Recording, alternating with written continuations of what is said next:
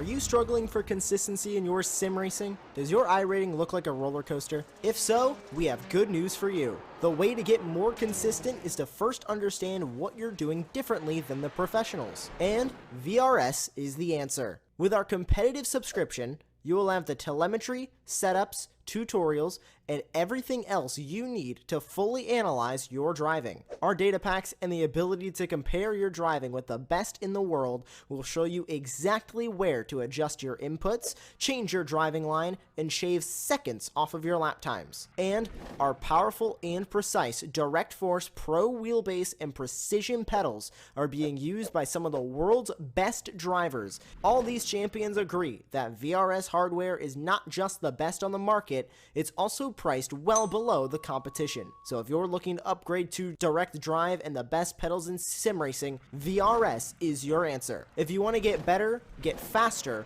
and make it happen sooner rather than later, you owe it to yourself to find out why so many people are switching to VRS. You'll be so glad that you did. Visit www.virtualracingschool.com and learn why the best use VRS.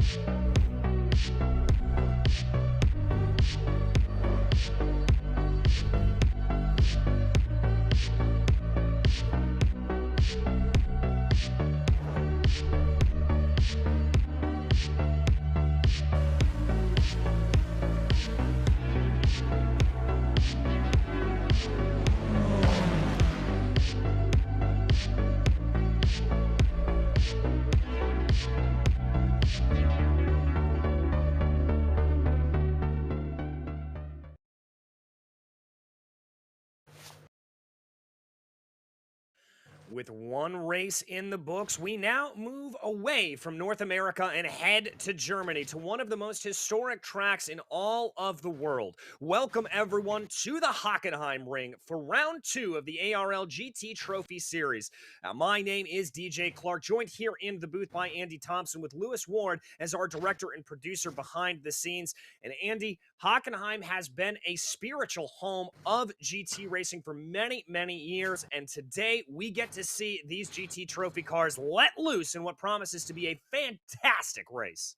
Yeah, thank you, DJ, and welcome viewers to what is a brand new format to ARL GT Trophy. So we're moving away slightly from the hour-long race to two 30-minute races, so a little bit of a sprint session, a bit of a mix-up in this 12-round season for the guys. So it's going to be certainly interesting around what can be a very tricky track. Certainly that first lap, DJ, that first corner, you know, the site of many an accident at the start of a race. So the drivers really need to be careful going around at turn number 1 on that first lap. And the dreaded hairpin at turn number 6.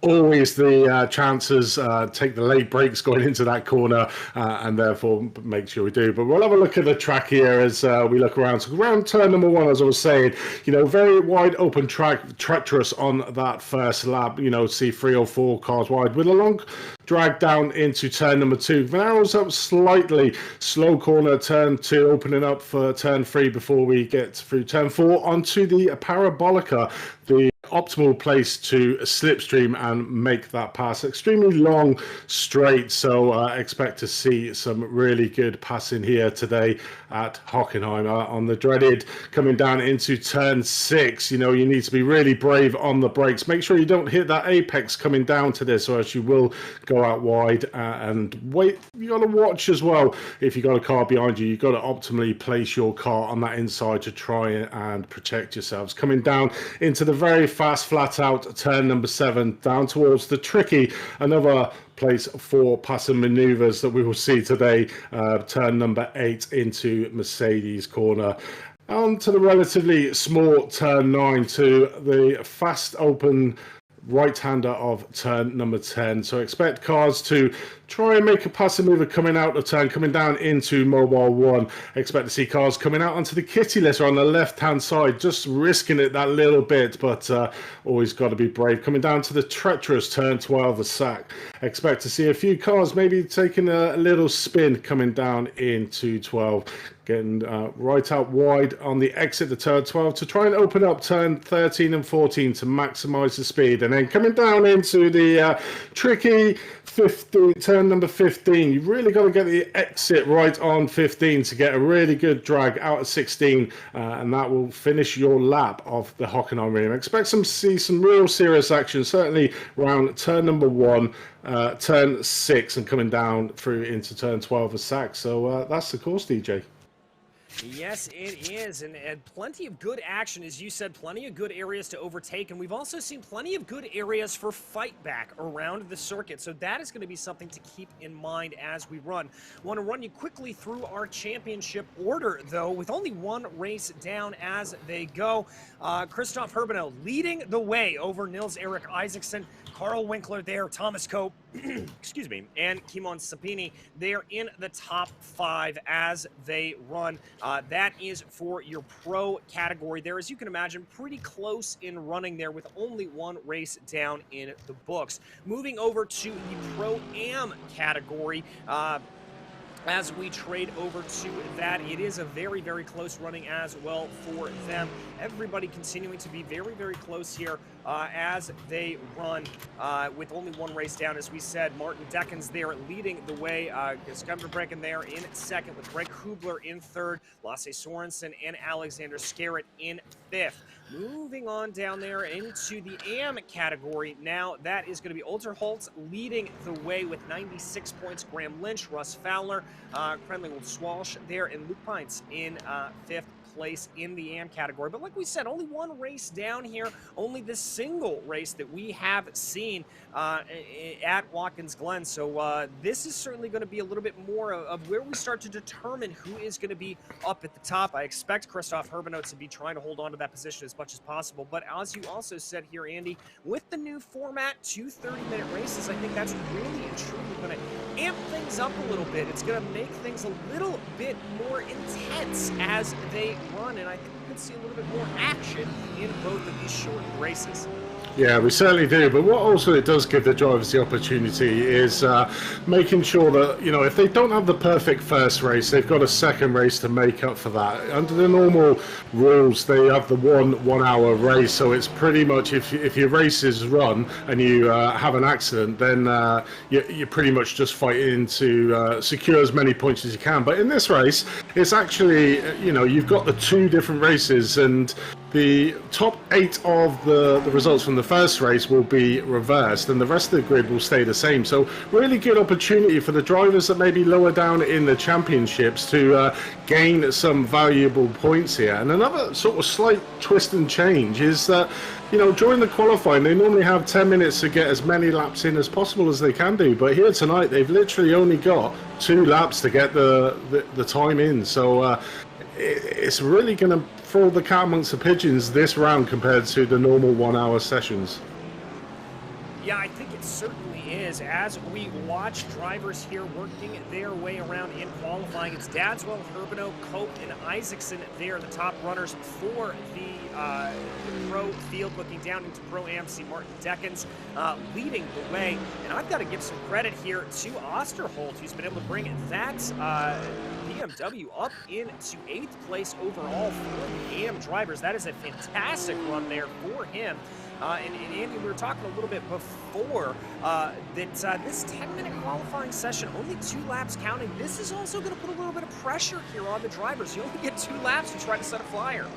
Certainly is, and this track is notoriously bad at getting them pesky little off tracks, which puts pay to your lap. And if you've only got 2 laps to do and you get an off track in that first lap, you've got to be really tentative, which could really hamper your time and where you actually start on this grid for this first 30-minute race. And like we said, only 30 minutes, so you really need to be at the top of the grid to make sure that you get the optimal finishing position for race 1 to give you that good position for race 2. So there's quite a lot on the line in this qualifying session, but we can see there Tom Dadswell taking the top standing at the moment with a 136.132. Herbinu really got his the bit between his teeth this season, doing exceptionally well in the opening rounds, and he seems to be the one to watch. Our Season 3 champion, Thomas Cope, is not really getting it all his way the first couple of rounds that we've had in this championship, but is always there or thereabouts, and certainly that Lamborghini should come into a little bit of form around this Hockenheim track.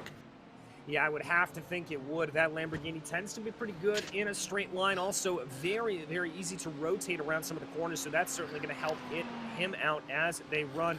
Watching Lynch here on an out lap, trying to see what he's going to be able to do as they run in the Ferrari. Again, one of the more well-rounded cars, sort of one of the more beginner cars, although sometimes I think that gets a little bit of a bad rap, is it is just a good all-around car. Doesn't have massive strengths or weaknesses necessarily. Here is Sawicki. He's going to bring it back down pit lane right here, just trying to get those tires a little bit warmed up, maybe trying to get a feel for the track, as I believe Dominic has put down his 2 laps already. Jumping back here in the field, this is Grossman back in the Audi, piloting that car down into the corners there, trying to see what he's able to do on the beginning of the Parabolica. I mean, I'm just looking at the timing tower there. I mean, Osterholt, I mean, the top AM driver at the moment in P12 amongst the pros. I mean, what an outstanding lap from the amateur driver there to put himself well above the field. The next amateur is Mad Caesar in all the way down in, I think it's around about 29th position he is. So there's a big gap in the amateur standing at the start of this race. It's going to be interesting to see how Osterholt is able to manage the pressure being around all the rest of the pros and the Pro-Ams. Yeah, I have to agree with you there. Very interesting to see how he's going to be able to do that and to see if he's going to be able to keep that buffer. We often talk about the buffer when you come down into the Pro-Am and AM categories and having those drivers around you, so that'll certainly help him out. Continue to ride on board with Grossman here, flicking his way down through the Mobil 1 curve. Andy, you talked about just how tricky that is. We can see some tire tracks there off into the kitty litter. So easy to get that corner wrong. It certainly is. I'm expecting to see a few cars getting it wrong, and you know, if you get it wrong at that corner, it normally is a car write-off situation. It kicks you out of that kitty litter. throws you across the track, and then that barrier comes at you rather fast. So you've got to be really brave if you're going to take to that kitty litter on the outside. I wouldn't expect many of the AM drivers to be doing that, but I certainly expect a lot of the pro drivers at the moment to be taking that kitty litter coming around the mobile one just to get that maximum time that they possibly can. But Carl Winkler's done well, obviously putting that Audi up into second place, just splitting them BMW stronghold that seemed to be going on at the top, with Tom Zadwell still sat at the top, which I believe he will be our pole sitter. As we said, only 2 laps to do around Hockenheim Ring. So Tom Dadwell doing an exceptional lap, probably on his first lap. I think that was as well, DJ. Yeah, I think it was as well. Watching Jose Wilcox here for the rookie racing team. That's going to throw me off over the course of the race. Just watch.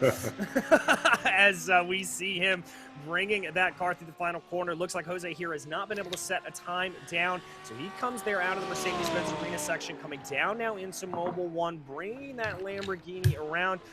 A little bit of a good line there, maybe a little bit tentative. As you said earlier, some of the pro drivers tend to push a little bit more on the outside. They're getting into the AstroTurf a little bit, but we'll see here what Jose is able to do. The Pro-Am driver trying to put the time down on the board. Now through the south curve, little dab of the brakes coming down into the final corner. Let's see here if Wilcox is going to be able to get a good time down, and that's going to put him onto the charts. It is, but it's not necessarily going to be quick all the way down in 40th.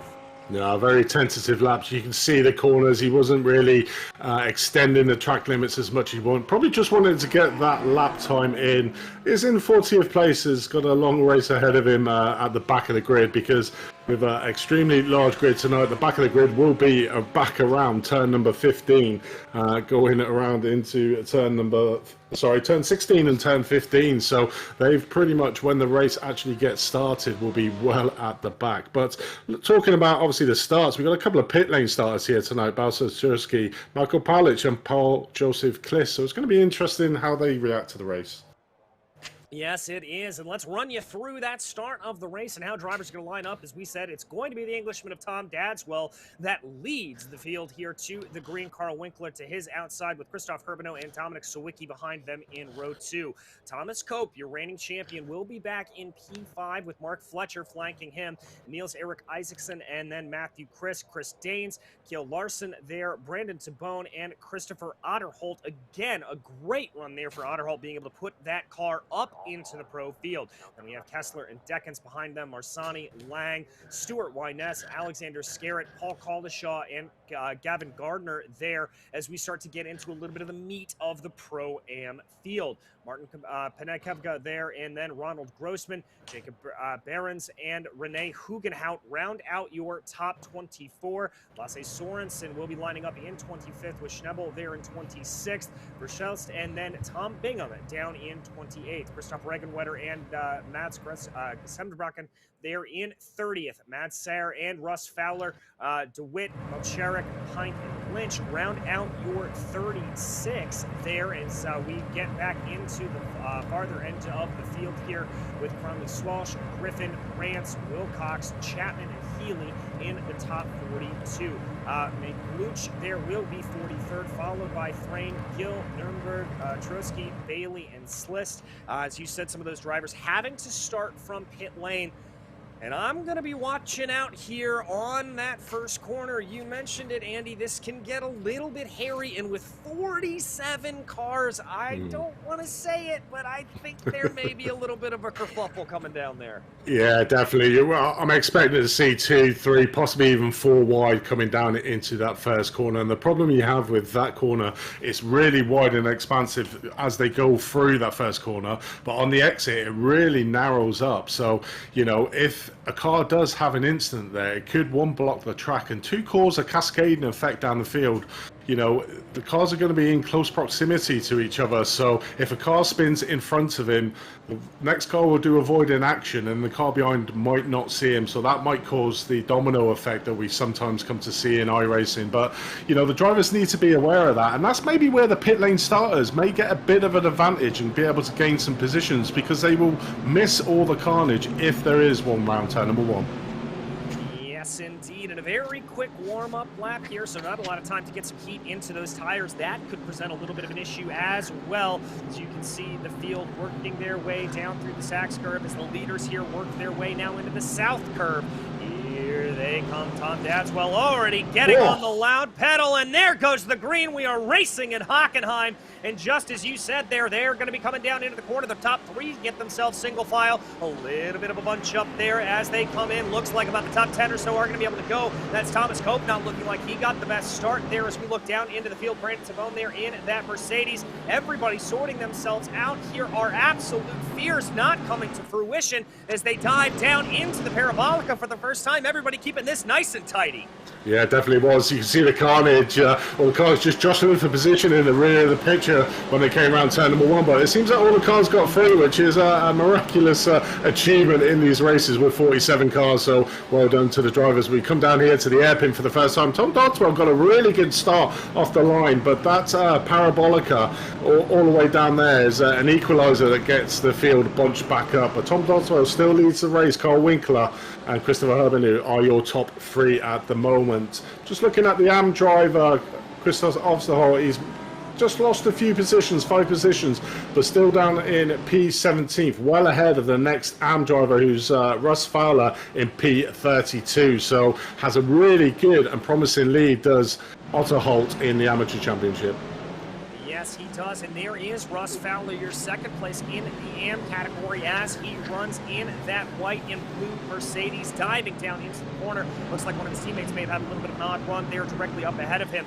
As now we focus on Chris Danes, the Verano Bavaria driver, trying to see what he is able to do from 9th place right now. A pretty even train broken down in the top runnings. Very close there in the back, though. That's going to be Behrens, Deckens, and Kessler running very, very close. Yeah, when that's just trying to barge through the IGS coating there on the last corner, managing to get the position there over one of his good race drivers there. So he managed to get up to a P20. But that's not really his, obviously, our last season Pro-Am winner is struggling a little bit in being promoted into the Pro. Same with our Am Championship from last season, Tom Bingham seems to be struggling a little bit, being pushed up into the next category, which I call the Big Boy League from the amateurs. So I'm sure they're finding their league. So, but looking at the field, the top 11 are pretty much where they started at the start of this race. So not a lot of movement in the top half of the field, but there certainly is in the mid-pack. Yes, there is, and the biggest mover right now in that grouping right now is it looks like Lucas Lang up 4 positions. I'm going to give a little bit of a shout out to Jacob Behrens, who's up 10 since the start of the race, so kudos there to them. A little bit of a move maybe coming here as we watch. That's Fletcher trying to send a move down onto Thomas Cope, down into Mobile 1. That's a little bit sketchy. Cope is going to have to check himself up. That's going to open up a little bit of an opportunity there for Isaacson down into the Sachs curve. He's going to think better of it and back out. Yeah, that's a treacherous corner there. You will find the Optimist trying to get the move done round Mobile 1, but there's really only one line coming through there. So if you get pushed off that line, as we just saw Thomas did get there, he literally puts you under the clutches of the car behind as well. So I'd expect to see a lot of argy-bargy between the pro drivers at the front, where the rest of the field maybe being a little bit more courteous through there, knowing that that line can be treacherous. And obviously, like we said, if you get into that kitty litter a little bit too much, it can spit you off across the track. But a little bit of movement now. Mark Fletcher just managed to get past Thomas Cope there to take that 5th place at the moment, but Thomas Cope has got that run down the Parabolica and is right onto the tails of Mark Fletcher. With currently watching Matthew Crispy in P9. Nope, we move watch about up into that 5th place. We see Thomas Cope just coming down onto the inside there. Mark Fletcher just opening up the gap, so Thomas should get this move done. So that's one of the things we've got to watch for in this race. If you leave that inside line, and that was a classic overtaking move there from Thomas Cope to get that 5th place back, the car in front really needs to protect that inside line, because if you give the driver behind you that opportunity, he will take it with both hands. Yes, he will. You saw Fletcher try to fade a little bit down to the inside and just not able to get that completely covered off for the Altitude Esports driver, and that was all the invitation, as you said, that Thomas Cope needed to get himself up forward. As they run right now, they've got to be a little bit careful, though, because Isaacson behind in that Mercedes-AMG GT3 Evo certainly looking like it could close us up here a little bit. Obviously, that's one of the newer cars being brought onto the sim, the evolution of the old Mercedes, but I got to say that engine noise still the same, still absolutely flawless as they run. We continue to keep our eyes focused on this battle, kicking up a little bit of dirt there on the exit of the south curve, and here comes Isaacson having a little bit of a hunt down into the north curve. Yeah, it definitely is. The front three starting to pull away slightly from Zwicky in fourth place, but it's certainly hotting up from fourth all the way down to seventh place at the moment with these four cars battling out. And with being so close here, I'd expect to possibly see some changes coming down into the Parabolica, but it'd be interesting to see if Cope and Zwicky keep that inside line covered from the ever-encroaching Mark Fletcher in P6. Yes, and we now take a look at that front of the field. As you said, a good little breakaway starting to form here as they run. Dadswell, Winkler, and Herbino starting to pull away. The Audi and a little bit of that BMW sandwich as they go. Some battles here further back in the field. That is going to be Otterholt getting put down, and it looks like the Mercedes look very, very strong. There is quite a few of them able to get the move going down into the hairpin at the end of the Parabolica. A couple of moves getting thrown there. Barron's able to get by Collinshaw for one. Yeah, Collinshaw third place in the Pro-Am category. Obviously trying to get past Otterholtz with Barron's just in front of him in second place. So second and third in that Pro-Am is being hotly contested with Deckens just behind him, P18th at the moment. But Otterholtz doing a cracking job at the moment, still keeping up the top half of the field in P15th. As we said, you know, this race, as we see a little bit of a look down on the inside, but didn't quite make it. But Otterholt's having a fantastic drive. It must be one of his tracks. You always have like your favourite tracks in iRacing, and this certainly must be Otterholt's one of the favourite tracks for him. He's doing a cracking job in P15. Down a few places from where he started, but he'll be over the moon that he's got such a big lead over the second place in the AM Championship at the moment. Yeah, and he's just going to want to try to hold on to that here at that point. I think this is going to be his strategy, is just keep the positions that he can and not try to fight too much. Oh, as we've had a problem up in front, it looks like Dane's being marked as out as the race. No, excuse me, that was just a little bit of an internet connection issue. Trying to freak me out a little bit there, Chris. I'm not a fan of that. No, it looks like he decided to take a big dip and then managed to get past Crisp, therefore, to take that 8th place. Good old Tom and But we're seeing a big fight here between Collishaw, Deckens, 3 wide coming down here into tournament. The hairpin, as you see Collishaw, that's the classic where Collishaw went in really narrow but came really wide on the exit, and unfortunately he came off worse off that battle. Kessler there fighting very hard in P17th with Deckens just behind him. That Mercedes seems to be an all-rounder car at the moment. I can certainly see from the timing tower a lot of drivers choosing to drive that Mercedes, and I completely agree with you, DJ. It sounds fantastic. It most certainly does. iRacing perfectly modeling that sound of that car. Just absolutely incredible to see. And now we watch here Kessler, the pro driver, being able to get his way by the pro-ams of Deckens and Collinshaw. He's going to have to get a little farther up the field, though, before he's able to get into a fight within his own class. Marsani up in 13th overall as they run.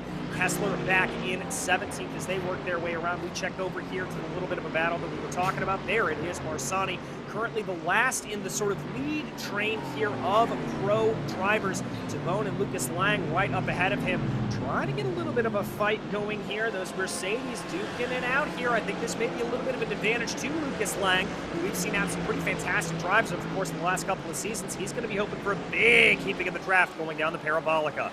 Yeah, it definitely is. Tucked up nicely behind the rear wing of Tabone in front of him in P11. So just pulling out at the moment, getting that inside line. Is he going to be able to make the signal? Decides out just to take the racing line to keep up. It's very, very strange for seeing Lang, who was very much a Porsche driver. Oh, as we see a little bit of argy-bargy coming here down into the hairpin. Colin Shaw may get the inside line on Deckens there to take it, but no, just tucks in it behind him. But certainly Kessler at the moment coming under a lot of pressure, the pro driver over Deckens in 18th and Colin Shaw in 19th. So the pro driver not getting it all his way here at the Hockenheim ring.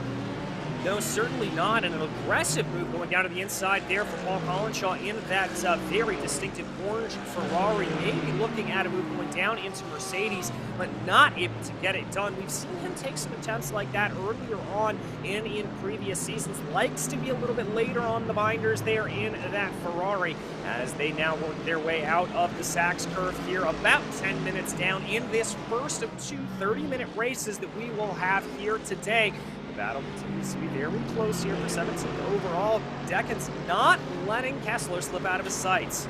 No, definitely not. I'm just looking down the timing down for some further battles down the field. P23, Stuart Wines, Leon Veldhist, Christian Malczarek and Martin Pencava all seem to be four cars very much fighting it out there for that 23rd position. So the mid part of the field is quite nice battles forming in this race. Currently 10 minutes into a 30 minutes in race number one, sorry, nearly got my head of myself. The top 8 will be inverted from the results of this first race, and the rest of the field will line up where they finish here. So fight on to get as far up the grid as you can as we watch Mark Fletcher there, just taking the inside line there, coming through turn number 7, quite treacherous. Oh, but the Mercedes just a little bit late, had that inside line coming through the Mercedes corner and managing to get it. So Isaacson just holding off Fletcher there in P7, which is giving the opportunity for Danes to catch up there in the BMW, just in the background, to get onto the back of this, to join the battle. And that's the problem when you start battling, DJ, is that the cars behind can catch up. Yes, it certainly does, and they've got to watch out a little bit as well, because up ahead of them, as they run Thomas Cope and Sawicki, they may be able to slip away as well, and they don't want to lose touch into that top 5 as they run. Waiting to see there, both dabbing on the brakes a little bit, going down through the south curve as we wait to see here if anybody's going to be able to fire off a move on the short pit straight. Waiting to see where they'll go. I think at this point it's a lot of lining up through the first corner there, nice and wide, and it did look like there, unfortunately, that Fletcher just lost a little bit of time to Isaacson as they came through. Isaacson having a great run through the first corner, indeed able to catch up to Cope a little bit. Yeah, I think Isaacson wants Chris Danes to get right onto the back of Mark Fletcher. So Mark Fletcher goes a little bit defensive to try and give him the opportunity to look at Thomas Cope, who's literally just in front of him. We'll get a good run as we go to a replay here. Yeah, this is Nathan Healy in one of the few Porsches in the field. Just a little bit too much throttle coming through that final corner, and that sent the car spinning around, and that is going to be him having some pretty hefty damage to the back of that car. Here is Martin Deckens in a nice little battle with Kessler. We've been following this one, trading back and forth over the course of the run. Kessler, we thought, was going to slip away into the distance, maybe be able to close in on the rest of the pro field, and it looks like he still just had his handful with Deckens behind. It certainly is, but this is one of them equalising tracks, certainly with that extra long straight down the Parabolica from turn 4 all the way down to the hairpin in turn 7. Really good opportunity for the driver behind to just catch up the time that was possibly lost on the previous lap. So it's very much an equaliser track this. It's really hard to break that slipstream, but it's really imperative that you try and do that, because the car behind can gain probably about half a second to 3/4 of a second down that Parabolica just in that slipstream, and certainly when it comes to the end of that, put you under a lot of pressure. But we're looking at the top 3 that still have managed to get away from Sawicki in 4th place. We got Tom Dadswell in 1st. Chris Winkler and Herbanu coming under a little bit of pressure. There is Carl from Herbanu in 3rd place, and I think that's what Tom Dadswell wants, is these two in 2nd and 3rd to start fighting out for him to be able to make that leap and get away from these two battling in 2nd and 3rd. Yeah, I've got to agree with you there that I think he would love to see this battle start to rage.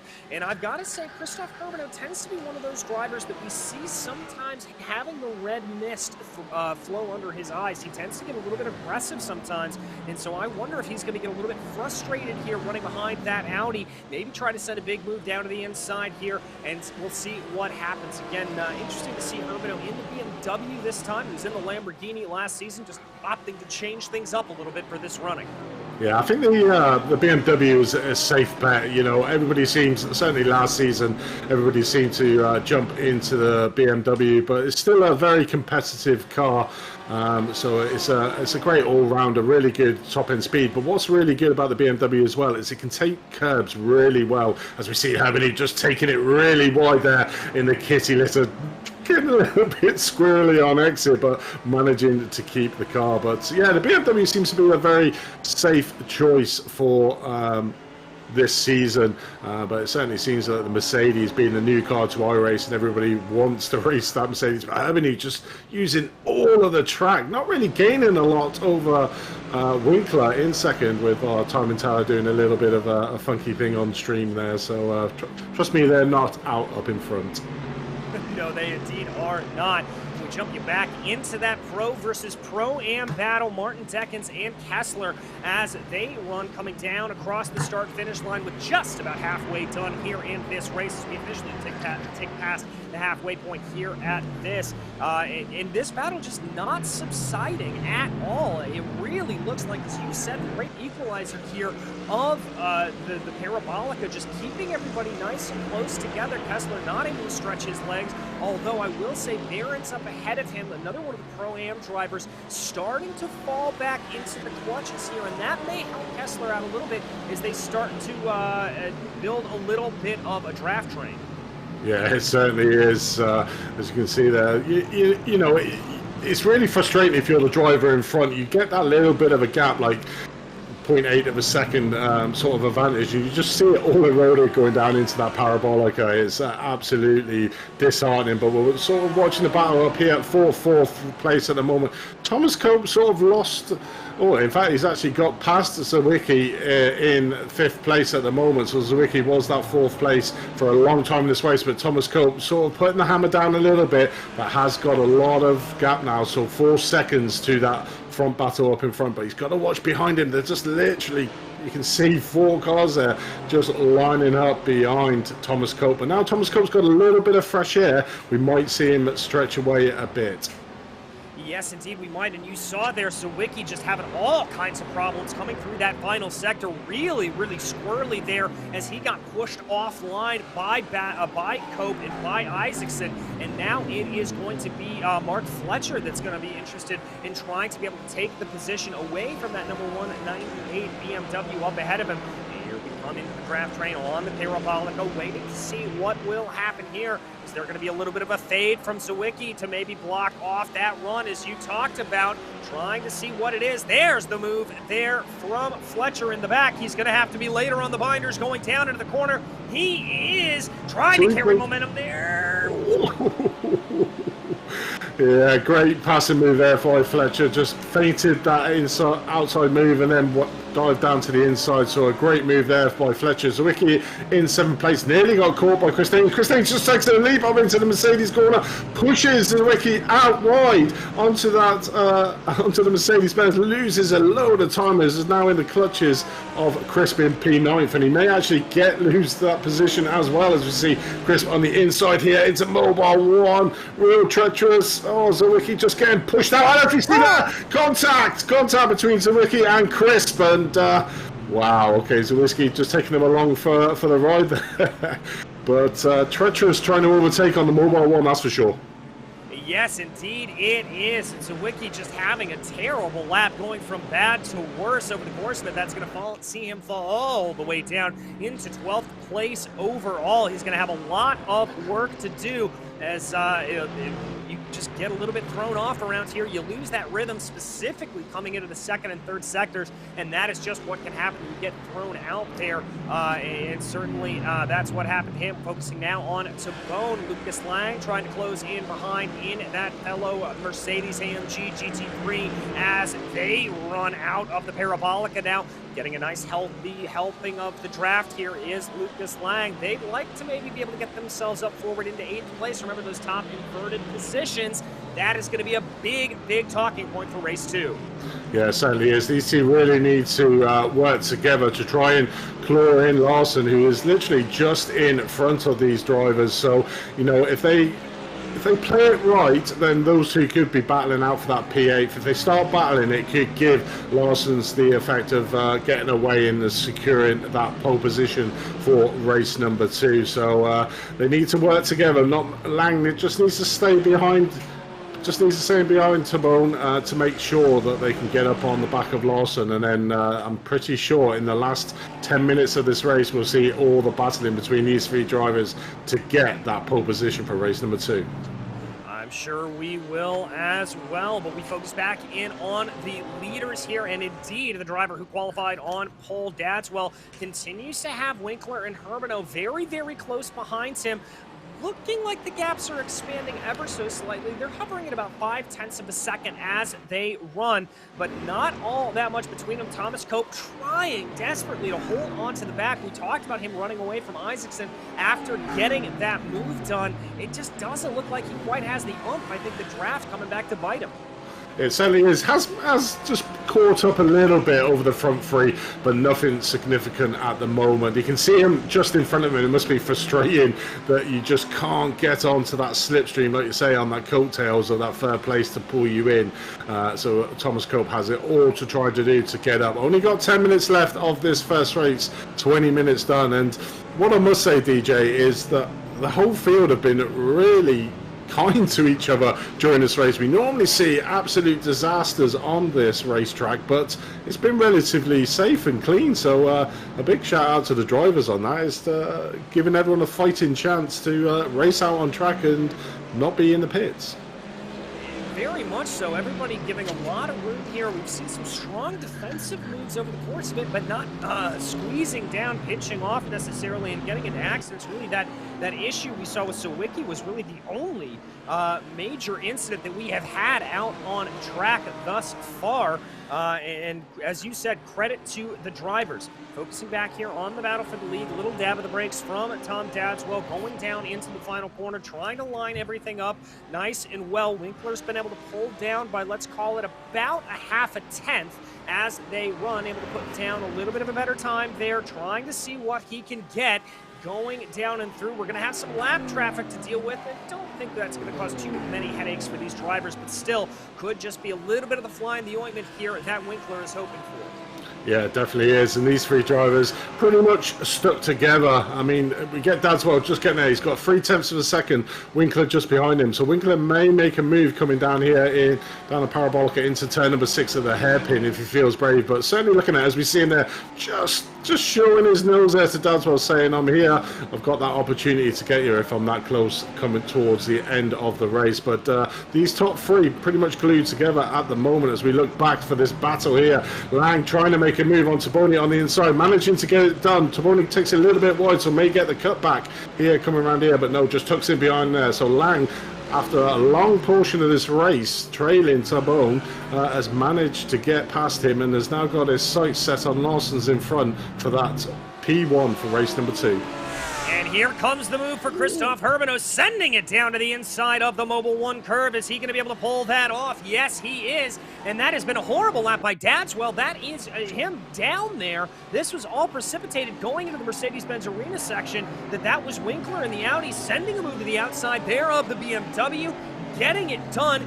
That put Dadswell on the back foot, and that's what precipitated that from Hermano. So Dadswell, in the matter of about 4 corners, goes from 1st to 3rd. Yeah, it definitely was a great move there by Carl Winkler, just pushing Dadswell out slightly there on the Mercedes. Like we were saying, if you get offline in the Mercedes, it really does hamper your race, and we just saw there, as you said, Dadswell going from 1st to 3rd with Hermano capitalising on the slow exit out of the Mercedes corner, going around coming around the turn, coming around into mobile turn number 11. So Dadswell losing 2 places in the space of 3 corners. Yes, he has, but he's going to have a nice little run here on Christoph Hermano. The question's going to be is if he wants to try to close that gap up to Winkler, who now leads the race, which stands at about 4 or 5 tenths of a second. I think we're going to see him do exactly what it is right there. The Outstore Esports driver at number 138. He's going to want to hold back behind, let Hermano do the hard work, let him do the heavy lifting, and then take advantage when it all comes to play. Yeah, it certainly is, and we'll probably see some movers. We see a move here with Dominic Sawicki just trying to get past, as he does, gets past Scarrett in for that P11th. I mean, what a change of fortune for Sawicki there. Obviously, 4th place for a long portion of this race. 2 terrible laps pushed him down the field into the P11th. Doesn't really have a chance to get into that reverse grid to the top, so just need to do a bit of damage limitation as we watch Kessler here just trying to put it up the inside. Doesn't quite make it done there, but we still have 2 wide, 3 wide, possibly into Mobile 1. Oh, careful, boys. This is how you get into a little bit of an incident, but both of the Mercedes there of Kessler and Deckens keeping everything nice and easy, almost coming together, going down into the Sachs curve, but it looks like they're going to be able to sort out their differences a little bit and at least keep running in single file order. Kessler able to hold off Deckens as they go. Another good battle here in the back. This is Colin Shaw and Crisp absolutely duking out with Kusembrek in there behind him, trying to be able to pick up any pieces. Looks like the Ferrari's going to lose out ever so slightly to the BMW as they run.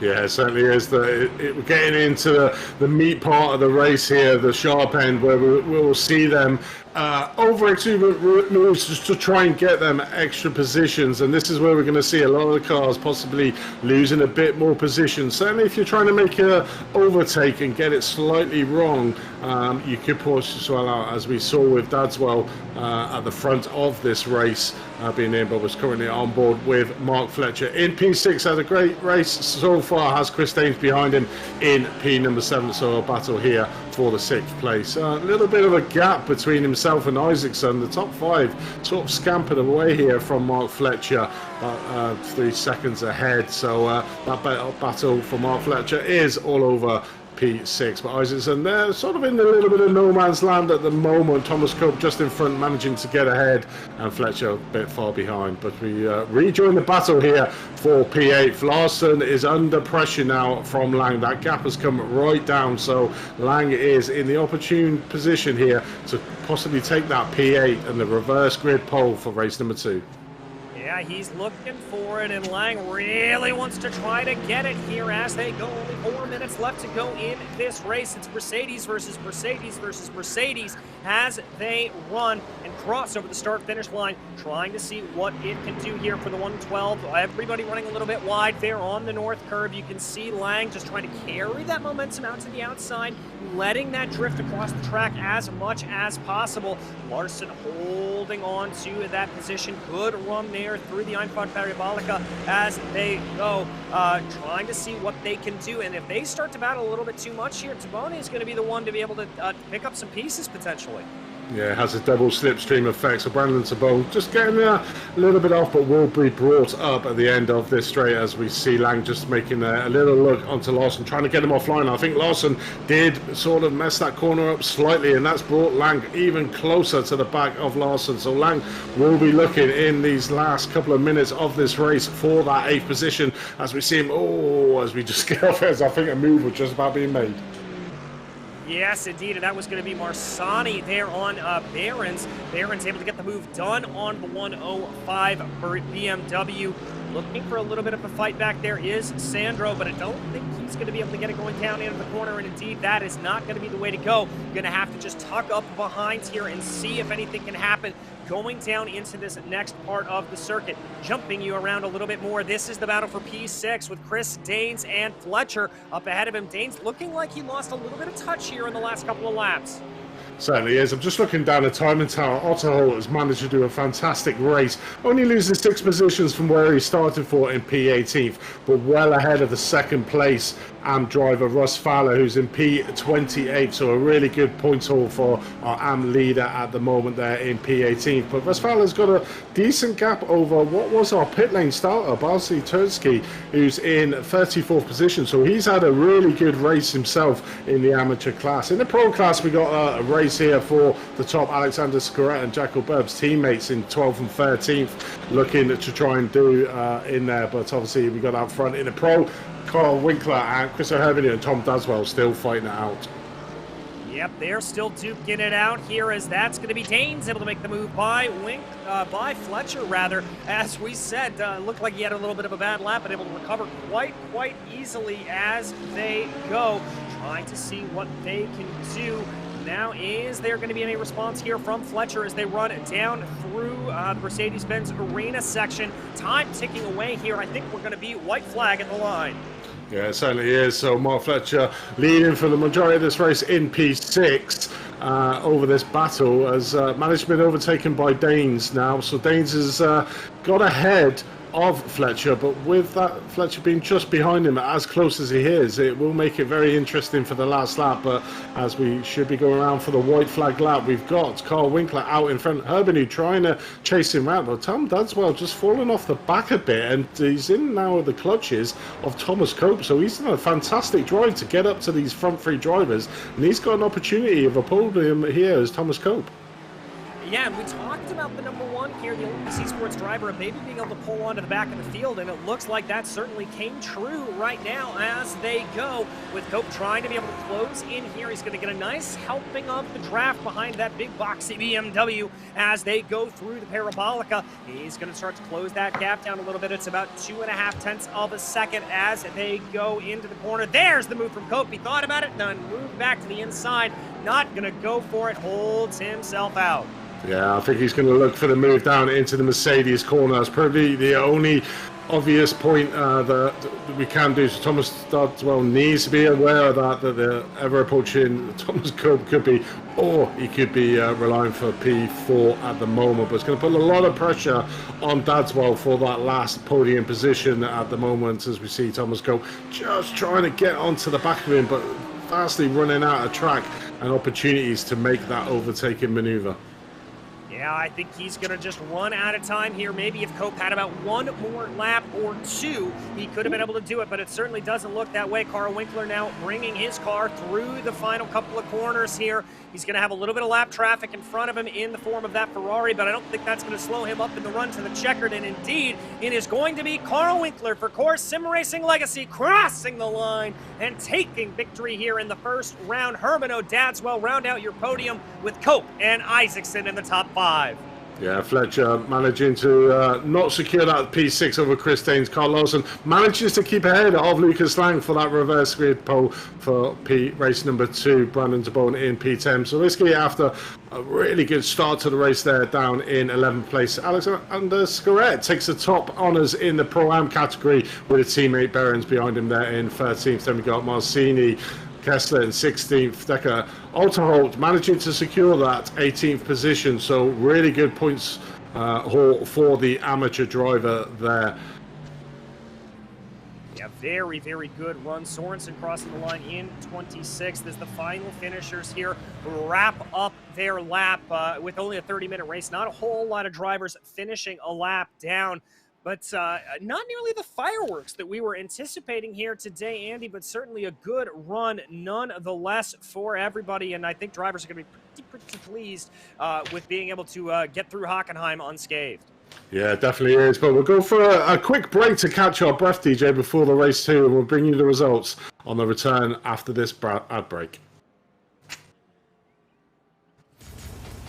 Are you struggling for consistency in your sim racing? Does your iRating look like a roller coaster? If so, we have good news for you. The way to get more consistent is to first understand what you're doing differently than the professionals. And VRS is the answer. With our competitive subscription, you will have the telemetry, setups, tutorials, and everything else you need to fully analyze your driving. Our data packs and the ability to compare your driving with the best in the world will show you exactly where to adjust your inputs, change your driving line, and shave seconds off of your lap times. And our powerful and precise Direct Force Pro wheelbase and precision pedals are being used by some of the world's best drivers. All these champions agree that VRS hardware is not just the best on the market, it's also priced well below the competition. So if you're looking to upgrade to direct drive and the best pedals in sim racing, VRS is your answer. If you want to get better, get faster, and make it happen sooner rather than later, you owe it to yourself to find out why so many people are switching to VRS. You'll be so glad that you did. Visit www.virtualracingschool.com and learn why the best use VRS.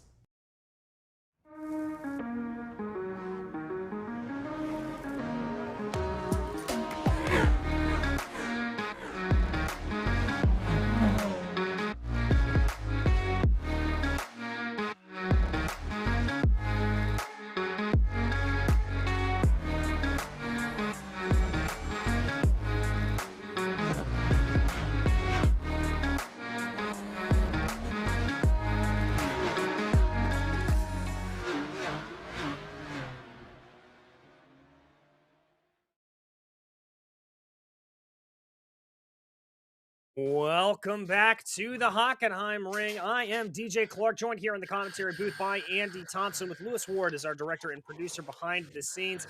And Andy, a pretty straightforward race there. Not as much chaos as we were anticipating in race one, with Carl Winkler being able to take victory there. Herbino and Dadswell rounding out your podium for the pro category, with Cope and Isaacson behind them. I think Cope is going to be one to watch in this second race. Behind them, you can see the rest of the field: Danes, Fletcher, Larson, Lang, Tabone, and Sawicki rounding out your top 11 for the pro field. Scarrett and Barons were able to take home the top prizes there in the Pro-Am category, with Martin Deckens rounding out the podium in Pro-Am.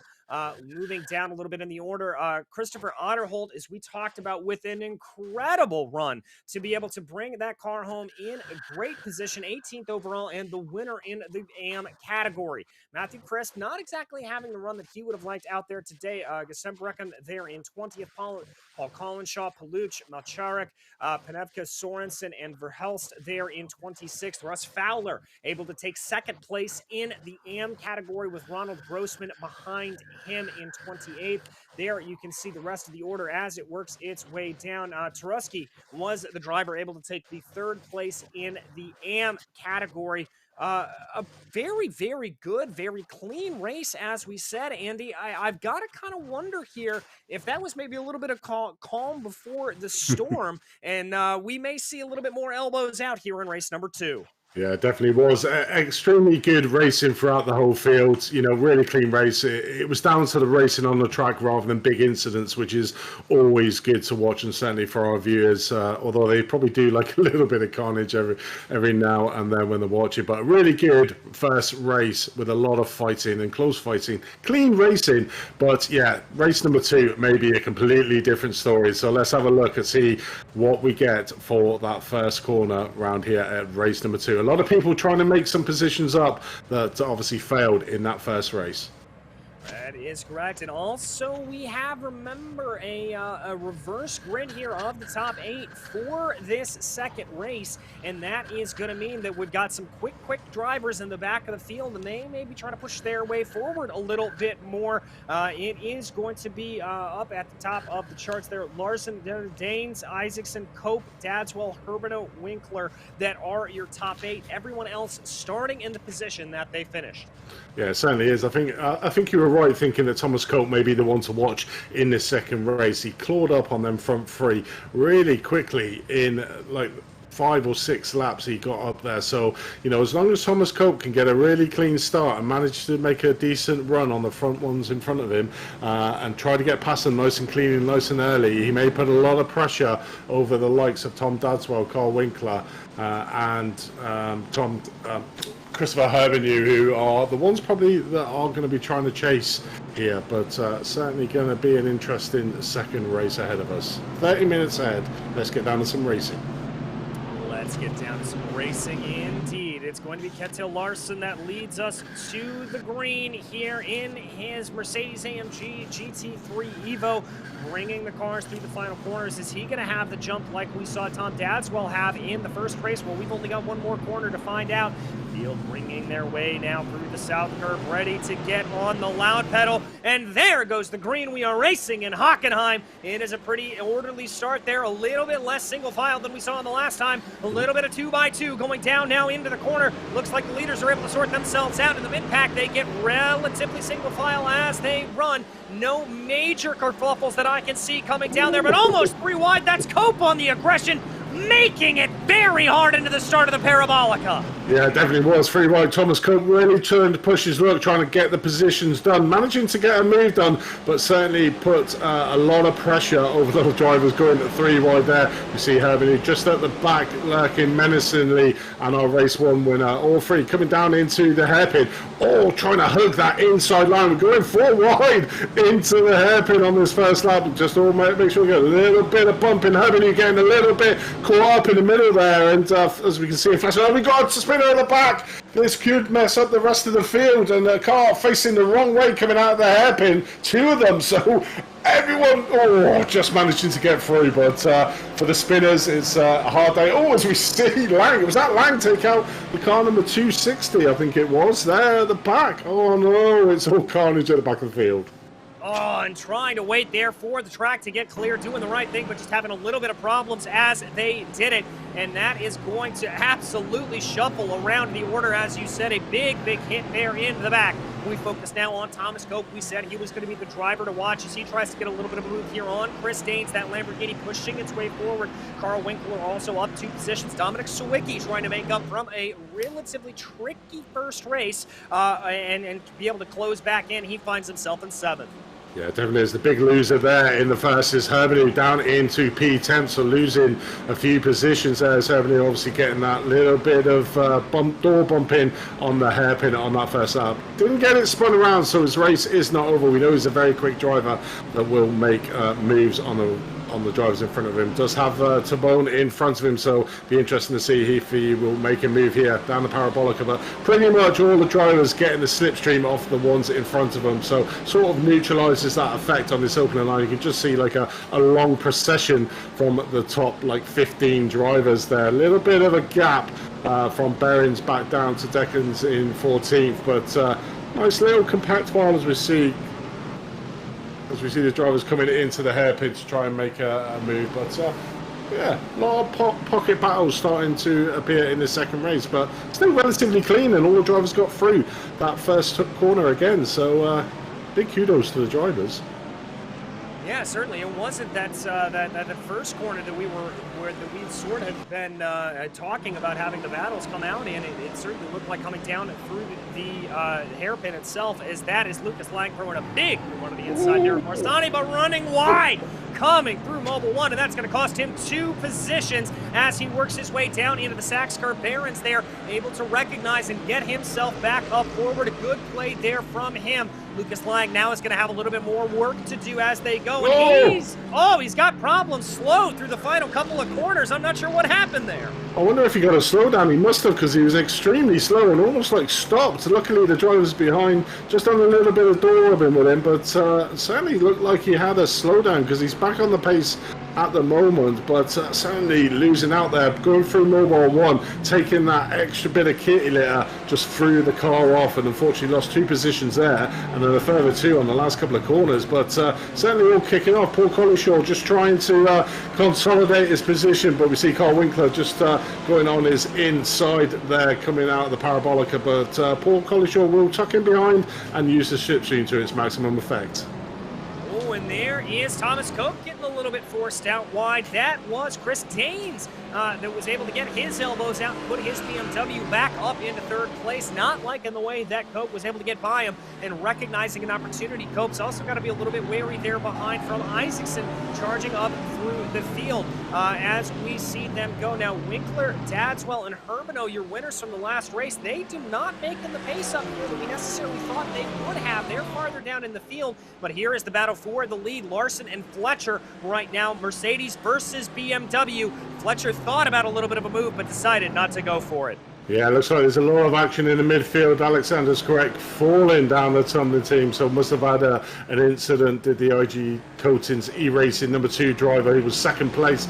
No, in fact, he was first in the first race for the Pro-Am, so looks like he's had a bit of an incident mid-pack in the field, so he's down. But we return to the front. Larson still managing to keep that first position from the start of this race. 5 minutes into this second race, Fletcher right on his tail. Chris Danes, Isaacson managing to get past. In fact, where is Thomas Cope? He is in P12, so we missed an incident there from Thomas Cope, so be interesting if we could get a replay on that and see what happened to him. He was fighting quite hard at the front of the field. And this appears to be the replay going down into the Sachs car. Oh, I think he clipped the grass there coming down to the entry into that banked corner, and that is what threw your reigning champion off, and he finds himself in a tough run there. So easy to do coming down into that corner. You hear a little bit of an incident here again with Herbenu coming down into the hairpin. and obviously Brandon Tabone spinning it, managing to not lose too many positions from P8 down to P13, but Herbany really got the bit between his teeth at the moment, back up into P8, but got a lot of thing with Marcini just beside him coming through Mercedes-Benz. So Herbany really on the charge and being super aggressive in this second race. Yeah, very, very aggressive as he tries to get his way forward. I think he knows what's at stake here with that shaking itself out. We jump back to a replay here. This was the incident that we just saw with Brandon Tabone. You saw Herbano try to dive down to the inside, basically take that 3 wide, and Tabone, just a hapless passenger there, squeezed in between the 2 other drivers, and that is going to send him around. Yeah, that's the unfortunate mistake. If somebody tries to dive down that inside as Herbany did there with the car inside, you're going to be forced out wide slightly on the hairpin, and you can always risk clipping the driver in front back end. So unfortunately, we just saw Herbany just take the back end of Tabone out, which spun him around. Lost him in a lot of places, and we'll leave that one to the stewards at the end of the race if Brandon decides that he wants to. But looking further back, Paul Collyshaw in a big battle, taking it extremely wide there in turn number 1, having a really good battle there with Genstrom back in P17, the other Mercedes and the IG Coatings team. But Collyshaw not giving any quarter at the moment in P17. No, he's not, and that's allowing now for Stuart Wyness, the pro driver and your reigning Pro-Am champion, to be able to work his way up forward, trying to go down to what will be the outside. Now he's going to slip back, try to get a little bit of the draft in this little 3-way fight that we have. It's going to be Colin Shaw and Gremsenbracken trying to see what they can do. The Porsche there getting a little bit interested, as well as there are going to be Noah's Ark coming out of the corner, waiting to see what is going to fire itself off there. That Porsche is lap traffic, just trying to sneak out of the way. Yeah, that was the classic defensive move by Paul Collyshaw. Oh, as you see, Stuart Wyness getting a little bit of a tap by the IG Coating team behind, and gets off in the Mercedes corner, so losing a little bit of a few places there did Stuart Wyness in this second race. It's all kicking off at the moment, DJ. Yeah, well, we promised fireworks, and we're certainly seeing them here with about 8 minutes down in this second race for a GT3 trophy here on Apex Racing TV. Now we watch Gremsenbracken trying to hold that move a little bit. That is Hockenheim going to his outside as they come through the Sachs curve, and he is going to be way offline. He's got to watch out. That's DeWitt and Crowley Swash that's going to be able to get moves done. I think that Mercedes is limping something wrong. Oh, certainly is. As we see him come into the pit lane, that incident there with Stuart Wyness did cause some damage to their car. Just have a fast repair, but he's going to lose a lot of places and put him down to the back of the field. Yeah, that'll put him well down in the order. We focus back here on what is the battle for P3 right now. That's Danes and Isaacson, and Winkler thinking about making it 3 wide. He's going to choose discretion as the better part of Fowler, as there's going to be side-by-side up front as well for Fletcher and Larson. Everything popping off here in the top 5. Yeah, it certainly is. Winkler just trying his best to get past Isaacson and Danes in front of him, but with Isaacson and Danes going too wide into corners, it's making it really hard for Winkler. As he makes a move up into the Mercedes corner, gets on the inside, might have Isaacson beat him here. Yes, he does, and manages to get that 4th place. So a great move there, and an optimistic lunge down into Mercedes corner, giving that little bit of a gap, did Isaacson, and Winkler said, "I'll have that one, thank you." Yes, he does, and that just goes to show you the high level of commitment here in this series. If you let yourself just get a little bit wide there, somebody is for sure going to take it. This battle for the top 5, absolutely electric as they run. Only about a third of the way done here in this second race. Watching Isaacson look like he had a little bit of a run there on Winkler, coming through the north curve as they go, but he's going to have to fall back. It certainly is. Only 10 minutes, nearly just reaching the 10-minute mark in the second race. Still 20 minutes to go, so a lot of action ahead of us. But a lot of the fast drivers now starting to make a little bit of inroads into the top order of the field, where we see at the moment Carl Winkler in 4th place, our race 1 winner in that Audi. Literally got the power of that Audi down to a T. You know, not often we see an Audi at the top of the field in the GT trophy, but Carl has certainly got the measure of this car and is now chasing down Chris Danes in 3rd place. Not that far ahead of him. We can see the top 3 in front. So Larson's just managing to lose out to Fletcher for that lead in 2nd place. We see further back, too wide into the hairpin. Car number 105 there with the IG coating team just behind him as Jaco Behrens just loses that position to Marcini. He's having a cracking second race at the moment. Yeah, he certainly is. Marcini on the way up, but there's a little bit of a fight back from Behrens trying to get around the outside, going down to Mercedes. That's not going to work there for him. He's going to have to stay in line and just hold out and see if he's going to be able to find another opportunity to get by that BMW as they go. Holding back there through Mobile 1. We saw a couple of times in that first race, drivers trying to make a little bit of aggressive moves going through Mobile 1, and it very, very rarely ended well. It did. So all Behrens needs to be watching out for is the driver behind him, Deckins, who's they're the ones fighting out for that Pro-Am win at the moment. They're in P11 and 12. But we join back to the front of the field. We see the top 6 slightly getting away. Herbany just slightly off the back of that, but pretty sure by the end of this race he will be on the back of Zawicki and just putting pressure on the top 6 at the moment. But the top 6 just getting slightly away from Herbany in 7th as we watch the battle here with Thomas Cope trying to make a recovery drive from his earlier mistakes coming down into the Sachs corner, just like you said, slightly hitting that grass, and that's all it takes going down into that corner to spin it. But made a great recovery. Obviously came out of that spin in P12 up to P9 and got PA right in his sights at the moment, Tom Dadswell. Yeah, and it looks like here that that's going to be a pretty easy move for Thomas Cope. Indeed, the draft helping him out, the overspeed there from the Lamborghini, able to pull his way ahead and get going really, really well. That is going to pull him up into 8th place. He's now going to set his eyes on his old sparring partner of Christoph Herbano directly up ahead of him. By the way, for the rest of the field here, Behrens, Deckins, and Malcharik are your podium in the Pro-Am category. Otterhold continuing to just dominate in the AMs. He is holding on to 18th right now. There he is for Scarrett Racing, the 399. Certainly is. He's had a cracking race and will be extending his lead in the top of the amateur championships. Will Otterholt seems to be certainly his track and being very clean and consistent, not really fighting with the drivers around him, looking at where he is out on track and where the rest of the AM drivers is at the moment. So if it finishes as it is now with Otto in 18th and the second place Cranston Swash in 24th, that's another decent point haul, certainly around his rivals who Russ Fowler, who I'm just looking down the timing tower to see where he is out in class. He is currently 4th in class, so you know his main rivals to Otterholt, Russ Fowler there in 4th in class, so he's done a pretty decent race. 2nd in the first race, 4th in the second, but still plenty of opportunity with the 2 drivers in front of him being his rivals that he's racing for at the moment. So there's still opportunity for Russ Fowler to make gains onto the in-road and get that double 2nd place and a double podium for Russ Fowler. Yeah, he's certainly looking to be able to do well there as he goes, waiting to see what can happen, what can fire off here as things come in. We focus back on Stuart Wyness, who's had a little bit of a scruffy race. Now we've got to jump back up to the front of the field, though. Chris Danes running here in that number 197 Verano Bavaria machine, trying to keep touch here with Larson and Fletcher up ahead of him while simultaneously holding off the attack from Winkler there in the Audi. Certainly is. It's all heating up at the front. Still very close together.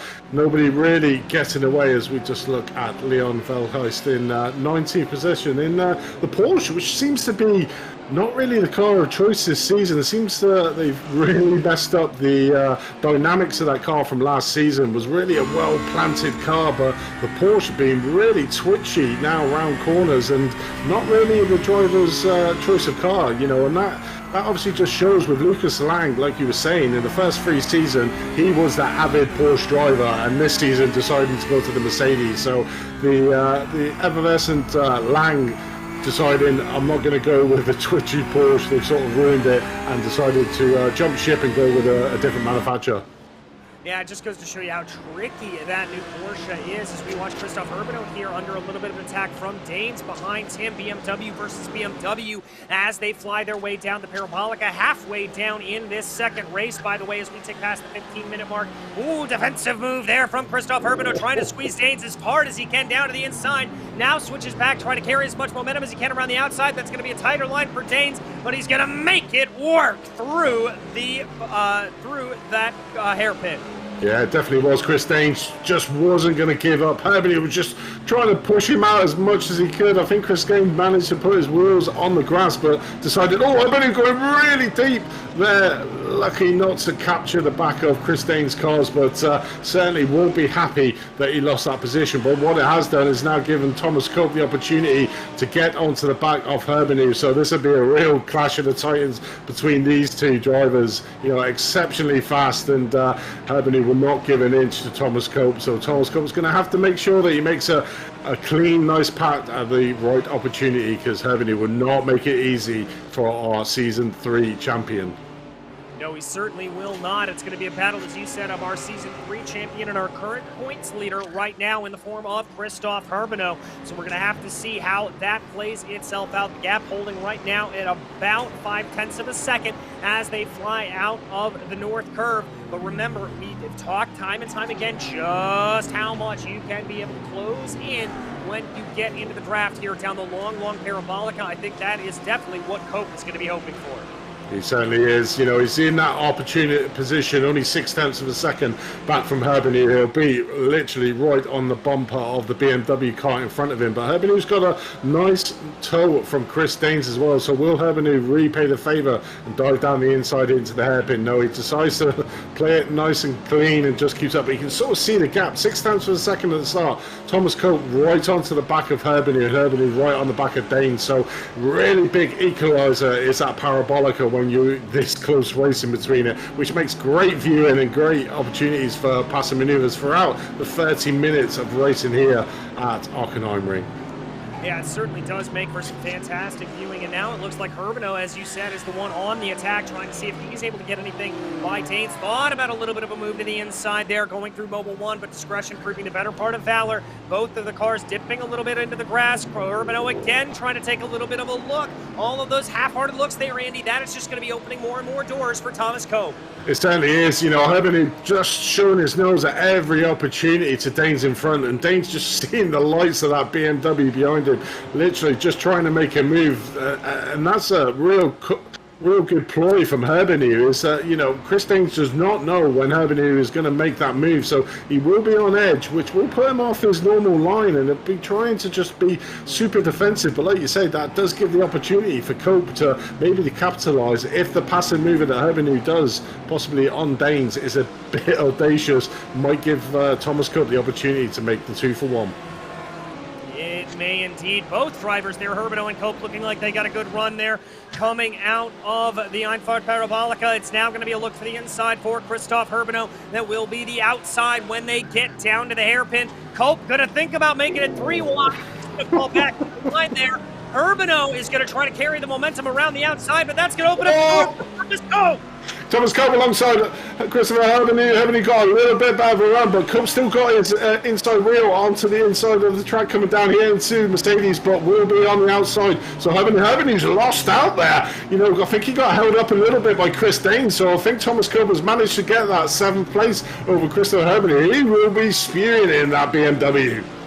Yeah, he certainly will. Herbeno just being a little bit too aggressive there, and that costs him. Cope now up into 7th place, and that is going to be a battle for points, and both of those drivers are going to know it. That's Tom Dadswell and Marsani there behind, and Jacob Behrens as they go. That is Malik Paluch behind Tabone. As we flick our way back down through the order there, you can see some very, very close running here from 5th on back. Schnebel there, though, running in a little bit of an island unto himself as he pilots his way through the Sachs curve.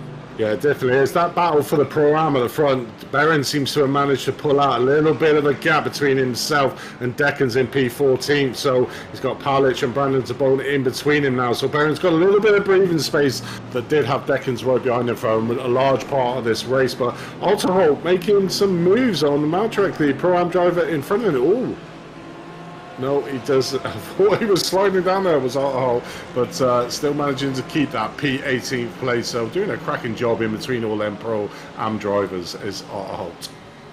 Yeah, doing a very, very good job to be able to keep his way, but we got to focus back on the battle because here comes a late move for Thomas Cope down to the inside there of Danes. Is he going to be able to get that move done a little bit? Both drivers a little bit squirrely coming off the corner, almost making contact, but it is going to be preferred line here to Thomas Cope as they go down into the Mercedes-Benz Arena section, trying to pinch Danes out to the outside a little bit. That is going to be Cope up ahead, but here comes later onto the binders, the BMW. Cope's now going to have to travel a long way.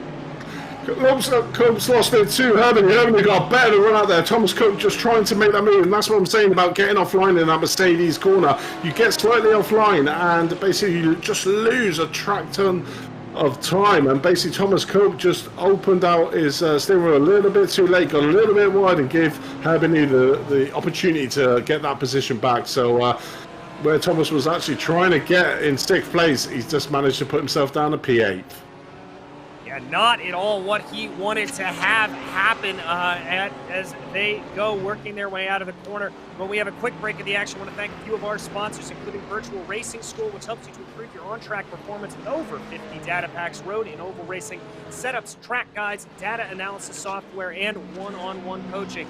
Also want to give a huge shout out to SDK Gaming at a virtual live HUD to iRacing that shows timing towers, enhanced relative boxes, mini maps, fuel calculators, and more. You can see all of SDK that we are using right here. Stream to pitch with the most complete overlay on iRacing or broadcast your league like we are doing right now. SDK Gaming 6 with the commentary team, cameras and focuses on drivers and overlays with your broadcaster. Adjust your team strategies on the fly with the most accurate timing on iRacing. But oh, there comes Cope coming down through the hairpin. This battle's not over.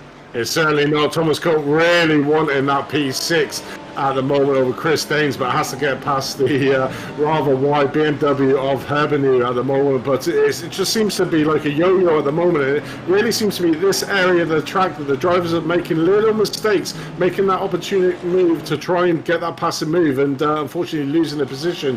Keeping it relatively clean this lap was Herbany not making that move, but he may make a move here down into Sachs. Watch him trying to keep that inside line. As I said, he doesn't. So Herbany, you proved the commentators wrong, but he will look for that opportunity for that passing move on Chris Danes, but he will be conscious of the fact that he doesn't want to try to make the mistake again and give the position easily to Thomas Cope behind him. Yeah, he's got to be very careful of that. And then Cope, in return, also has to be careful because Tom Dadswell has been able to close up the back of these 3 drivers as well. There's Dadswell in the Altitude Esports machine. All of this battling, you can see the gap that has now grown between Danes and Isaacson and the closeness of the gap behind. It's really, really all fired off here. It is, all the way from 6th down to 10th, starting to come in the big long train. So with all the fighting between Danes, Herbany and Cope, it is giving Dadswell, Marcini and Behrens the opportunity to possibly close that gap as we watch Herbany just looking down the inside here of Danes, going side by side, coming down a little bit of door. Chris Danes does have that inside line, which is the optimal line where we're looking at from a passing manoeuvre. As Herbany goes wide, is that going to give Thomas Cope the opportunity again? I think it will. Cope looking aggressive now as they work their way into the arena section, trying to see what it is. Cope's going to be up out alongside. He's going to have that line, but the preferred line's going to switch back here to Christoph Herbano as they get down onto the binders, and that BMW is going to slot its way forward. Good defense from Christoph Herbano. Yeah, that was a great move there. Obviously, just knew that he would have the opportunity coming down into the Mercedes, just slot the car. And I think Thomas Cope just let off a little bit, knowing that Herbany was a faster car coming through there. But this is really heating up now. 25 minutes in, 5 minutes left of this race to go. Which way is this 6th position going to go? And like you were saying, look behind.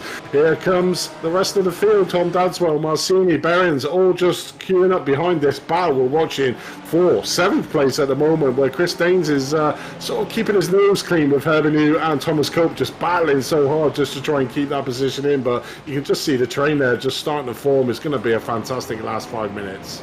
I have to agree with you there. I think it's all going to fire off here as they go. Not a lot of time left to be able to get much down. As you said, only about 5 minutes. Let's go ahead and call that just a handful of laps as we continue to work our way through. Not the best run there out of the Parabolica entry for Christoph Herbeno. It looks like he's going to be a little far back to try to make the move on Danes. His one saving grace is he does have a little bit of a gap now to Thomas Cope. Danes goes super defensive, though. He's going to try to send Herbeno around the outside of the Parabolica. Herbeno not thinking about it there. Cope trying to get a little bit of a run, and that's going to draw him right all back up together. Yeah, let's watch Herbeno here now. He got a really good exit there. Just throw the feint to Chris Danes to get him on the inside line of that hairpin, which will close up Herbeno because Herbeno had the faster line through there. Didn't quite get it done, but literally, look, you can see how close these three drivers are to each other. One little mistake will ruin either one of their races, so need to be really clean. But you know, like you said, down to 4 minutes, just under 4 minutes, over 4 minutes left to go in this race. About 2 or 3 laps left. It's all to play for in the closing stages of this second race. I mean, just been fantastic, DJ. These three just battling out as much as you can. So Chris Dane's doing an exceptional job at the moment, defensively keeping off Herbeno and Thomas Cope behind him. Yeah, it really is a masterclass in defense there, but we want to give some love to our leader, Mark Fletcher, who's got a gap of about 9/10 of a second over Kettil Larson and Carl Winkler as they run. Winkler doing a good job to be able to put his Audi up into position. Fletcher leading the way here with about 3 minutes and 45 seconds left to go. Yeah, Mark Fletcher, he's been a very consistent driver in the opening rounds of this championship. Has always been there at the top half of the field. It's great to see him at the top of the field. Can he keep it there? Larson, obviously our pole sitter in this second race there in second place, but Carl Winkler has made some really good runs as we watch Isaacson just trying to defend from Zawicki, coming down into the hairpin, side by side, coming out of that corner, coming down into Mercedes, slotting nicely together behind him. Isaacson manages to keep that car in fourth place, but Zawicki all over the back of him at the moment. All over the back of him. Cope taking a little bit of a look. Here comes Herbeno, though. Here comes Cope. That's going to be a big dive in for Cope. Herbeno tries to get a little bit of a crossover, but that's not going to work and move Thomas Cope back up into 7th position, as that was a brilliant opportunistic move by the Olympus Esports driver. That was a great move. You know, just wind him up in turn number 7, got him out of position as we got Michael Pilot's just going up the inside there, trying to make sure over Behrens, the top of our Pro-Am drivers there in P12s, with Deccan just back in 14th, the second place. So ever coming closer is Deccan's to that top of Behrens in P12 in the Pro-Am category, so that could still be on the cards for that top spot in the Pro-Am division. But yeah, that move there before, I mean, Thomas Cope just lined up Herbeno coming out of turn number 7, got Herbeno in all sorts of trouble coming down into the Mercedes, and just managed to get his car up the inside. It was a cracking pass and move, and that's how you do it, a corner before the corner you're going to make the move. Exactly. That is just playing a little bit of 4D chess, as we like to say, for Thomas Cope, being able to get that move done. And now he's going to focus his eyes up ahead on Chris Danes. Danes very quickly getting off to the left-hand side of the track there. I think that's a pretty heads-up play, trying to break the draft as much as possible. Now with a little bit of a fade to the middle of the track, holding down to what will be that inside line. Cope trying to line him up, looking at a little bit of a crossover here as they exit out of the hairpin. Yeah, he just needs to be careful coming down in the Mercedes that he doesn't make the mistake that he did a couple of laps previous, as he's looking again, setting up Chris Danes to make the move, goes to the outside, as Danes does again. Danes getting it slightly wrong, and contact between himself, Thomas Cope gives Herbeno again. That's twice now that Thomas Cope has given Herbeno the free pass on that corner. Yes, it was, and Herbeno is not going to look a gift horse in the mouth. He is going to be able to get his way back up into that 7th place position and charge here on Chris Danes. You can see him trying to take a wider entry down into the Sachs curve, trying to see what he's able to get going. It doesn't look like he's going to have the run here, but rest assured, when we get down to the Parabolica, that is all going to fire off. And unless my math is wrong, we are on the white flag lap here. That is right. Mark Fletcher taking the white flag. 1 lap to go at Hockenheim. Yeah, it's going to be an all-or-nothing lap here for Herbeno on that 6th lane. I'll expect him to make a lunge coming down into the hairpin over Chris Danes. But Chris Danes, as we know, exceptionally defensive coming in there. But we're looking at the top of the field at the moment, Dominic Zawicki. But we rejoin this battle here now to see if Chris Danes can keep that P6 coming down into the hairpin. Herbeneu's in an idle position, tucked up nicely behind him as we go on board to see what Chris Danes does. He is taking the normal line of the mall, but I would expect him to go to the right-hand side of the track as he does to cover off literally that passive move on the inside. So great defensive move there. Herbeneu will get a faster exit on that. Oh, as we see Isaacson going from P4, I believe it was, down out into the hairpin. What happened there? I'm not sure. We're going to have to check back on a replay on that, but that was indeed Isaacson that has had problems. That's going to promote everybody up. Here comes Thomas Cope with an attack around the outside of Christoph Herbeneu. He's going to have to back off there in that number 1 Lamborghini. It's not going to play out there for him. They now come their way out of the Mercedes Arena section. That's some lap traffic up ahead. A damaged Ferrari. Is that going to slow down Chris Danes a little bit? We've got to jump back over, though, to Mark Fletcher, the Altitude Esports driver in the number 111, as he flies down now through the penultimate corner, bringing that BMW through the south curve, and it is going to be the 111 that takes victory here in race 2. Yeah, great. Started P2 in that race, managed to get P1. A great race there for Mark Fletcher to take his first win of the season. Cole Winkler, an exceptional race, obviously P8 started in that second race, managing to get him into P2. And Larsons, who was your pole sitter for race 2, still managing to keep a podium there in P3. But looking further down, Chris Danes, certainly for me the driver of that race, just managing to hold off Herbeneu, who's the current leader in the pro standings, and Thomas Cope in second. So a great display of defensive driving there from Chris Danes, who managed to get 5th. Yeah, absolutely incredible stuff as we watch the rest of the drivers streaking their way across the line right now. It will be Dekens Behrens able to take the top 2 steps there in the Pro-Am category, and it will be Christopher Otterholt able to take victory once again in the Am class. So that'll be a fantastic run there for them. Watching as the final couple of drivers here, Nürburgring coming across the line, as is Russ Fowler back further in the field. Yeah, it definitely is. And so Behrens must have had an issue. He was well out in front in that Pro-Am category, but Dekens obviously managed to take him at the end there. So Behrens must have made a slight mistake that gave Dekens the opportunity to get the Pro-Am win in race number 2. But certainly, you know, one of the other drivers of the day has got to be Otterholt, the amateur driver. Finished race 2 in, I think it was 18th, and finished race 1 in 18th. So overall, a cracking result for the amateur driver there, mixing it up very much with the Pro-Am drivers. Very, very much so. A fantastic run there for all the drivers, and very good stuff to see them all come to play here at Hockenheim. You absolutely have to love it to see all of that. As we said, it was Fletcher able to take victory in the pros, Dekens in the Pro-Ams, and Otterholt in the Am category. And it looks like here that we're going to run you through those results very, very quickly. There you can see it. Sawicki, Danes, Herbeneu, Cope, Dadswell, Paluch, Tabone, Marsani, they are rounding out your top 11. Dekens, Behrens, and Thrain, your top 3 in the Pro-Am category, with Kalashaw and Melchrek not able to hold on to it. Christopher Otterholt there in the Am category, able to take victory. Behind him in Am, it was Cronley Smith, followed by Nürburgring, able to take those top podiums there in Am.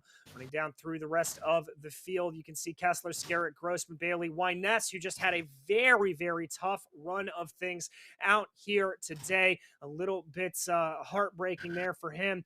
As we continue to roll down through the rest of the order there, you can also see some of the drivers that were DNFs on the day, unfortunately. But that is going to bring us to a couple of quick interviews. And first and foremost, it will be with our victor here, Mr. Mark Fletcher. Mark, congratulations. Really able to just hold on to everything from the start of that race, it looked like. Yeah, it was a difficult start. I thought I was going to get hung out to dry a bit. But yeah, it was pretty good. I knew Carl was quick. So it was get the gap as you know, as almost up to a second as I could, and then just hold on to the end of the race, really. Well, talk to me a little bit about starting in that first race there. At the end of the race, were you thinking about that strategy and trying to hold on to pole position a little bit, or were you just scrapping for every spot you could? I mean, it's always in the back of your mind. I've raced with Chris for a long time, and he made a dive into the hairpin. I was just like, look, we need to be in the top 8. I'm not going to risk contact. So yeah, it's towards the end of the race, it was like, right, okay, let's get a decent position for the start. And yeah, luckily it worked out for us. Well, we transition next week from going from some modern Formula One style circuits here to a bit of an old school throwback in the form of most sport. How do you think you and the BMW were going to handle around that very tricky track? It's going to be. We're going to need a lot of steering, that's for sure. It's not a track that I've been to very often, so there's going to be a lot of testing required. But yeah, it should be pretty good, and hopefully some really, really close racing. I know I'm looking forward to it as well. It's one of my favorite circuits on the sim. But Mark, a victory here in race 2. Anybody you would like to thank?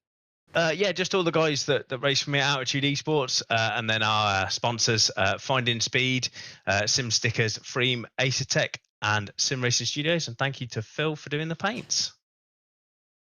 Well, thank you for joining us here, Mark, and congratulations once again. Cheers. Thanks a lot. Have a good night. Right back at you. That was Mark Fletcher, your victor here in the pro category. And we've got a couple here. Andy, who do you want to talk to? I'm going to bring up Jacob Arab. So obviously second in the first race, second in the second race. Obviously, Jacob, I'm used to seeing you in the Skip Barber. How's the move been to the GT3 cars? Well, I'm not really at the pace I want to be. It's a difficult car to get right, and my experience, or rather lack thereof, has been difficult to cope with, but had a decent result today, so can't be too mad about that. I mean, as a team, it must be great, obviously, getting first and second in the Pro-Am in the first race, and then you getting that double second podium on the podium for the second race. Obviously, just explain what happened at the end, because you were leading that race in the Pro-Am by a comfortable margin. Did you make a slight mistake that let Decans through at the end of that race? No, actually, I was defending from Mr. Sandro Massani, and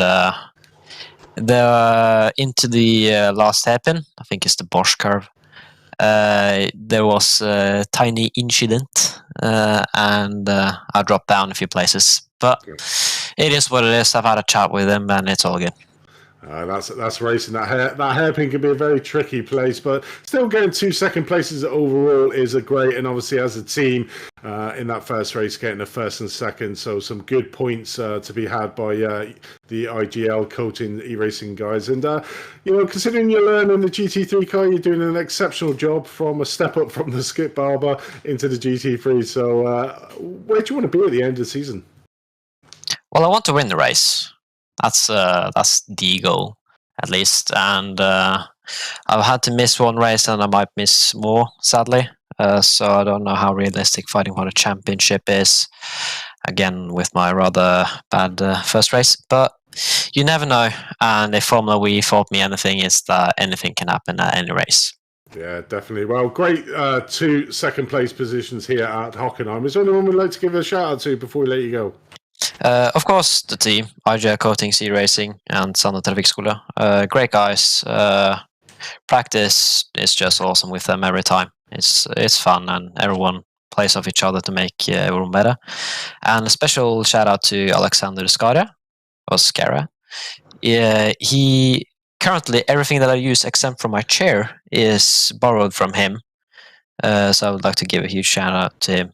Thank you very much for letting me borrow your gear.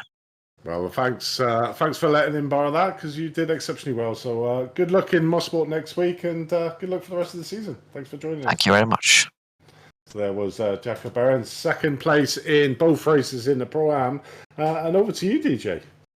Well, that is unfortunately going to about wrap things up for us here today on Apex Racing TV. We would like to thank you so much for joining us at the Hockenheim ring. You heard us say this same time next week, we will be at Mosport. So on behalf of myself, DJ Clark, Andy Thompson, and Lewis Ward, who has been our director and producer behind the scenes, we would like to thank you for joining us. And until we see you on the track, thanks for watching.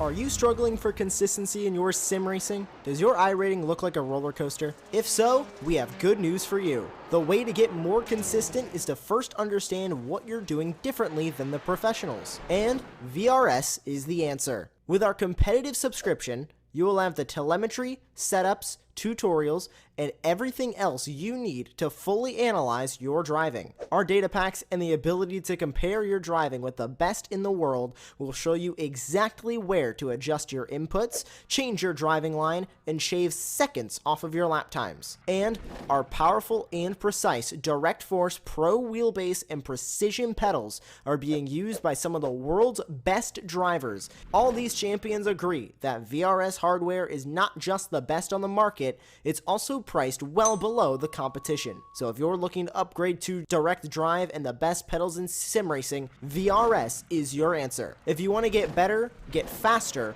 and make it happen sooner rather than later, you owe it to yourself to find out why so many people are switching to VRS. You'll be so glad that you did. Visit www.virtualracingschool.com and learn why the best use VRS.